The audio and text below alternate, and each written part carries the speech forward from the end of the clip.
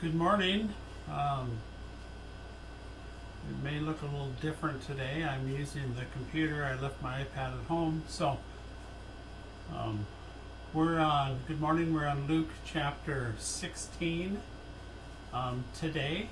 So again, if you've not read it, I would encourage you to hit pause and read it and then come back. But it begins with this parable of the dishonest manager who is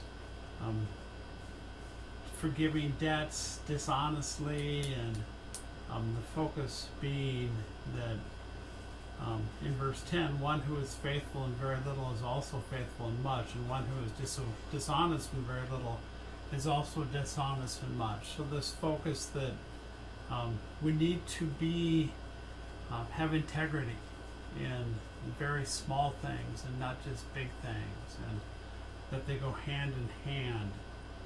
And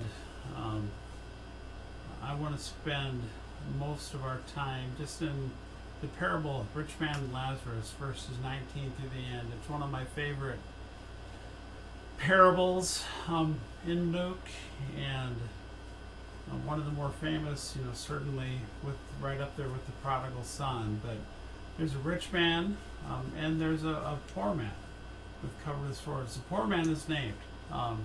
Gives us the name of Lazarus.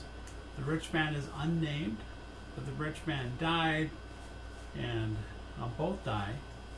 And Lazarus goes to heaven to be by Abraham's side, and the rich man also died and was buried and is in Hades, and is in hell, and pleads for mercy. And he says to send Lazarus, the poor man, to dip the end of his finger in water and cool my tongue, for I am in anguish in this flame. So obviously a very difficult situation for a rich man to humble himself to ask for Lazarus to be sent.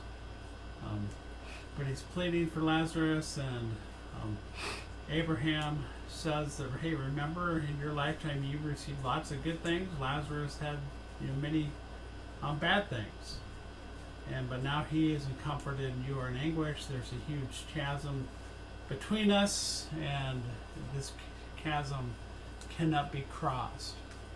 And we have Lazarus, or the rich man, then pleads to send Lazarus to his father's house, for I have 5 brothers, and that he can warn them.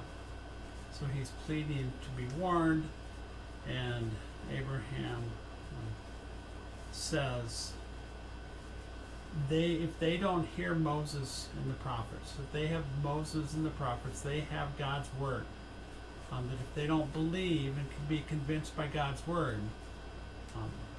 they will not be convinced by somebody raising from the dead. So I know there's many times in my life I've kind of asked God for a sign. I think of the burning bush experience or something similar, and think, if I could only have a sign, then I would believe. Or if so-and-so saw a sign, then maybe they would believe. But here it's clear that we have Moses and the prophets. We have God's word. And if we don't believe God's word, we will not believe a sign either. So just a good reminder for us to remember and seek to believe God's word, that a supernatural sign will not sway us as well. So this future judgment concept that we've talked about in Luke, integrity, being faithful in the very little, and then you'll be faithful in a lot, is kind of the focus of this chapter. So I hope you have a great day, and we'll see you on here tomorrow with Luke chapter 17.